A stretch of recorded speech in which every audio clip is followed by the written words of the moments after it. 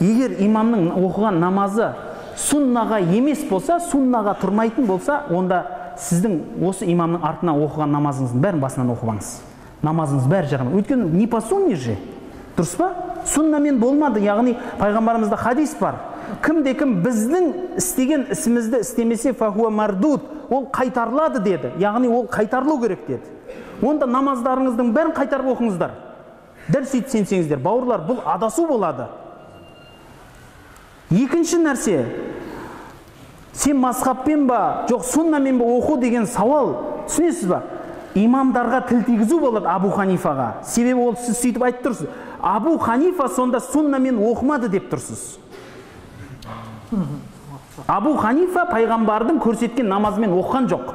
Одан кейінгі келген ғалымдардың бәрі оққан жоқ. Намаздардың бәрі жоқ олардың намаздары.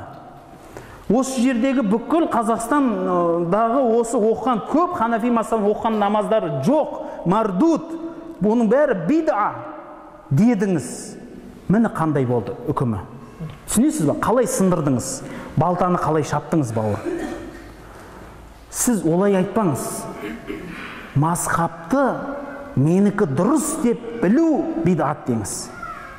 Яғни менікі ғана дұрыс, қалғанның бәрі дұрыс емес десеңіз, сіз шынымен адасқан боласыз.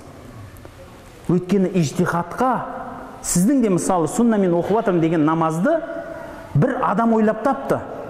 Адам ижтихад қылды, түсінесіз ба? Ешкім пайғамбарды қайта тірілтіп келіп көрсетші деп соныкінен тур жұлып алған жоқ.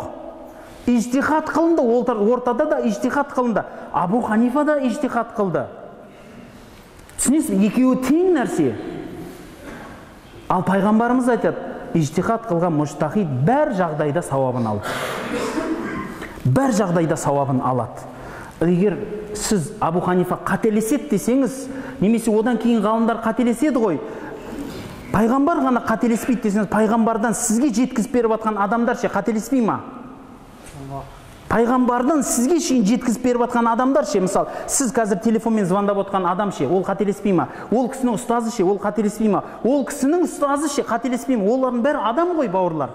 Бұл да тізбек, сіздің барған тізбегіңізде адамдар, біздің айтып тұрған тізбегімізде адамдар.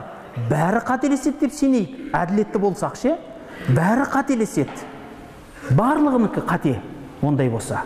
Бірақ егер дәл сол үкімді сөйтіп айтсаңыз, яғни барының намазы қате десеңіз, онда қаяқтан намаз оқимыз енді, айтыңызшы ал енді, не істейміз енді онда?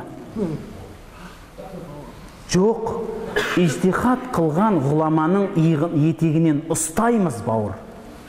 Ұстаймыз етегінен.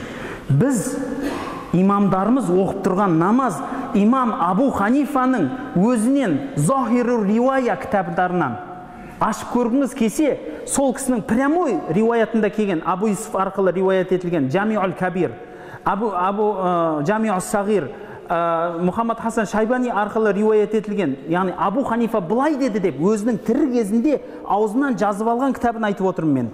Мұхаммад Хасан Шайбани Жамиул Сағир кітаптарын оқыңыз. Намазды дәл осылайша көрсетіп берді. Ал ол кісілер ижтихад қылды. Иншалла Аллах қабыл етсін. Субханакаллахумма ва бихамдик, ашхаду ан ла илаха илля ант, астағфирука ва атубу илейк.